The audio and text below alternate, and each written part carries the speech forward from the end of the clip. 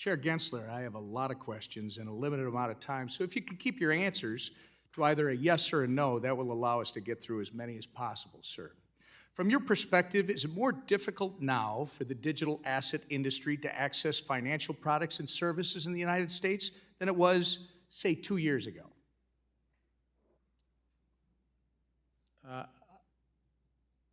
Sir, I'm not running one of those businesses. If they came into compliance, I think Reclaiming my time. The answer, sir, is yes. Do you think you and the SEC have had a role to play in that?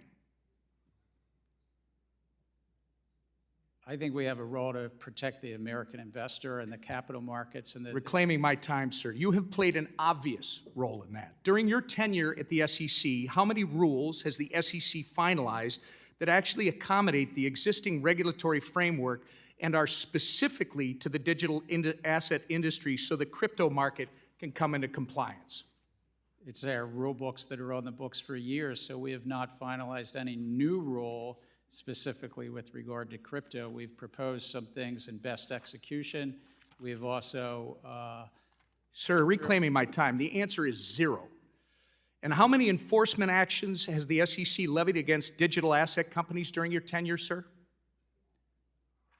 I think it's probably 40 or 50. The answer, sir, is about 55.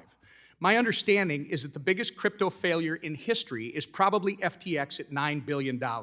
Were you the chairman of the SEC when FTX collapsed? Yes. And how many times did you meet with FTX prior to their collapse? I think my public record shows 2. You met it with FTX at least twice. And arguably, the second biggest crypto failure in history was Terra Luna. Who was the chairman of the SEC when Terra Luna collapsed, sir? We had brought... You were, sir. Reclaiming my time, you were. There are 5 members on the commission. Do you believe your speeches and interviews are to serve as the official position of the SEC? I can only speak for myself when I'm speaking. Again, sir, in a statement on the SEC website, you are quoted saying, "The Kraken staking as a service enforcement action should make clear to the marketplace that staking as a service providers must register." But again, you haven't provided any rules for how that can be done. I must remind you, your public statements are not regulations. It's not responsible to expect the American people to assume your statements are a substitute for rules. Do you agree with this statement regarding the digital asset industry? The SEC needs additional congressional authorities to prevent transactions, products, and platforms from falling between the regulatory cracks.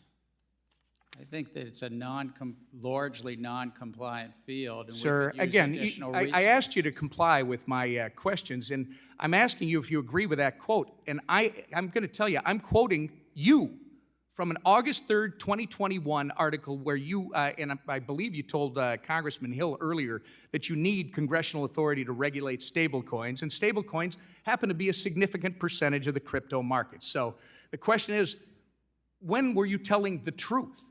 To Mr. Hill or to me? You've got to start answering these questions in a more transparent manner, sir. Does it concern you, by the way, that your approach to the digital asset industry is actually driving this industry out of the United States? We're trying to drive it to compliance, and if they're not complying with the laws, then they shouldn't be offering their products. Reclaiming my time. Madam Chair, I would like to enter into the record this Wall Street Journal article from April 14th, 2023, detailing China's ploy to open its banking system to crypto firms in an effort to seize an opportunity created by our hostile regulatory environment, which, Mr. Chair, you're a big part of. Without objection. Chair Gensler, FTX was domiciled abroad and so is Binance, yet American consumers still had access to both. You can't really think that pushing this industry abroad is going to protect American consumers when it hasn't several times in the past on your watch. You say the crypto market is rife with non-compliance. However, existing SEC rules make no sense for blockchain-based companies, and following them would actually kill these businesses. Your regulatory style lacks flexibility and nuance, and as a result, you've been an incompetent cop on the beat, doing nothing to protect everyday Americans and pushing American firms into the hands of the CCP. Your intention to work against SEC mission and put American investors in harm's way has been made very apparent, sir. It's been a year and a half since you've appeared before this committee. You need to answer to Congress about the issues that you've had with the SEC staff union, the work environment you've cultivated at the SEC that's led to hemorrhaging of senior staff, the intellectual inconsistency of your regulatory treatment towards Bitcoin spot ETFs, and your politicization of capital formation opportunities Gentleman's time through your has treatment of expired. certain specs. And that's just to name a few. Thank you.